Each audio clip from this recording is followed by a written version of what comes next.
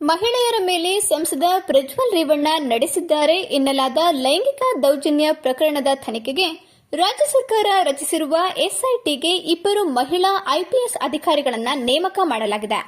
CID ADGP Vijay Kumar Singh SIT ಮುಖ್ಯಸ್ಥರಾಗಿದ್ದು, ಖಡಕ್ ಅಧಿಕಾರಿಗಳೆಂದೇ ಗುರುತಿಸಿಕೊಂಡಿರುವ ಮೈಸೂರು ಎಸ್ಪಿ ಸೀಮಾ ಲಾಡ್ಕರ್, ಪೊಲೀಸ್ ಪ್ರಧಾನ ಕಚೇರಿ ಸಹಾಯಕ ಪೊಲೀಸ್ ಮಹಾನಿರೀಕ್ಷಕಿ ಸುಮನ್ ಡಿ ಪೆನ್ನೇಕರ್ ಅವರನ್ನ ನೇಮಿಸಲಾಗಿದೆ. ಈ ಪ್ರಕರಣದ ಕುರಿತು ರಾಜ್ಯದ ಇತರೆ ಪೊಲೀಸ್ ಠಾಣೆಗಳಲ್ಲಿ ದಾಖಲಾದ ಅಥವಾ ದಾಖಲಾಗಬಹುದಾದ ಪ್ರಕರಣಗಳನ್ನು ಡಿಜಿ ಮತ್ತು ಐಜಿಪಿ ರವರು ಈ ವಿಶೇಷ ತನಿಖಾ ತಂಡಕ್ಕೆ ವರ್ಗಾಯಿಸುವುದು ಹಾಗೂ ವಿಶೇಷ ತನಿಖಾ ತಂಡಕ್ಕೆ ಪ್ರಕರಣದ ತನಿಖೆಗಾಗಿ ಇತರೆ ಇಬ್ಬರು ಸದಸ್ಯರುಗಳು ಅವಶ್ಯಕವಿದ್ದಲ್ಲಿ ಡಿಜಿ ಮತ್ತು ಐಜಿಪಿ ರವರ ಅನುಮೋದನೆಯೊಂದಿಗೆ ತನಿಖಾ ತಂಡಕ್ಕೆ ಸೇರಿಸಿಕೊಳ್ಳುವುದು. ವಿಶೇಷ ತನಿಖಾ ತಂಡವು ಸಿಐಡಿಯಲ್ಲಿ ಲಭ್ಯವಿರುವ ಸಂಪನ್ಮೂಲಗಳನ್ನು ಬಳಸಿಕೊಳ್ಳುವುದು.